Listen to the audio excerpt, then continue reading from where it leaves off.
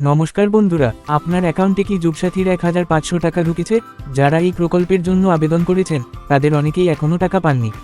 রাজ্য সরকারের ঘোষণা অনুযায়ী 21 থেকে 40 বছর বয়সী বেকার যুবক যুবতীরা এই প্রকল্পের আওতায় প্রতি মাসে 1500 টাকা করে ভাতা পাবেন।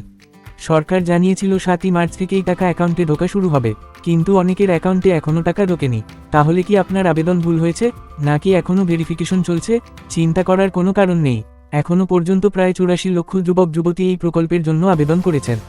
তার মধ্যে প্রায় 65 লক্ষ অফলাইনে এবং 19 লক্ষ অনলাইনে আবেদন করেছেন। যদি আপনি অনলাইনে আবেদন করে থাকেন, তাহলে খুব সহজেই আপনার অ্যাপ্লিকেশন স্ট্যাটাস চেক করতে পারবেন। এর জন্য আপনাকে গুগলে গিয়ে সার্চ করতে হবে বাংলার যুবসাথী অ্যাপ্লিকেশন স্ট্যাটাস, তারপর গভর্নমেন্ট অফ ওয়েস্ট বেঙ্গল বাংলার যুবসাথী অফিসিয়াল ওয়েবসাইটে ক্লিক করবেন। ওয়েবসাইটে ঢুকলে নিচে কয়েকটি অপশন দেখতে পাবেন: application submission, application status, public notice, department report. এর মধ্যে অ্যাপ্লিকেশন স্ট্যাটাস অপশনে ক্লিক করলেই আপনি আপনার আবেদনের স্ট্যাটাস দেখতে পারবেন। অনেক সময় সার্ভার ডাউন থাকলে একটি মেসেজ দেখাতে পারে, updated status will be made available soon, please visit again. এতে ভয় পাওয়ার কিছু নেই। সার্ভার সমস্যা থাকলে এই মেসেজ দেখায়, আর যদি কোনো ভুল থাকে তাহলে পরে এডিট অপশন দেওয়া হতে পারে।